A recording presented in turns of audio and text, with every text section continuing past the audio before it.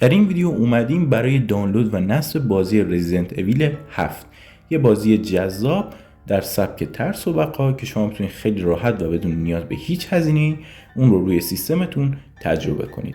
برای دانلود این بازی شما میتونید وارد کانال‌های تلگرام و یا بله ما بشین. اونجا من لینک دانلود رو که از طریق سایت گیم کیو طبیعتاً صورت میگیره براتون گذاشتم. بعد از اینکه وارد یکی از اون کانال‌هایی که بالاخره خودتون دوست داشتید شدید، اگر که لینک رو پیدا کردید که خب خیلی راحت میتونید روش کلیک کنید و برید و تمام فایل ها رو دانلود کنید. اگر پیدا نکردین کافی کلمه اویل 7 یا رزیدنت اویل 7 رو جستجو کنید تا براتون بیاد.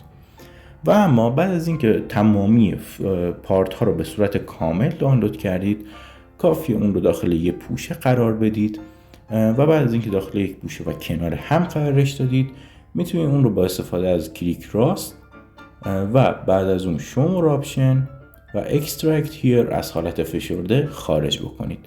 چند ثانیه طول میکشه. بعد از اینکه از حالت فشرده خارج شد، شما روی این پوشه‌ای که بهتون داده کافیه ضربه بزنید، این گزینه ستاپ رو انتخاب کنید و حالا فلش رو بالای کیبوردتون رو بزنید، این استال رو بزنید، این مرحله رو رد کنید، یه محل نصب رو براش انتخاب کنید که خب پیشنهاد من به شما یه درایو غیر از درایو سیه. نکست رو بزنید و این استال رو بزنید و حالا چند دقیقه طول میکشه تا بازی به صورت کامل براتون نصب بشه و خب دارید مشاهده میکنید که بازی نصب شد. امیدوارم که این ویدیو به دردتون خورده باشه. لایک و کامنت رو دنبال کردن فراموش نشه دوستان خوبم، و تا ویدیوهای بعد هم فعلا خدا نگهدار.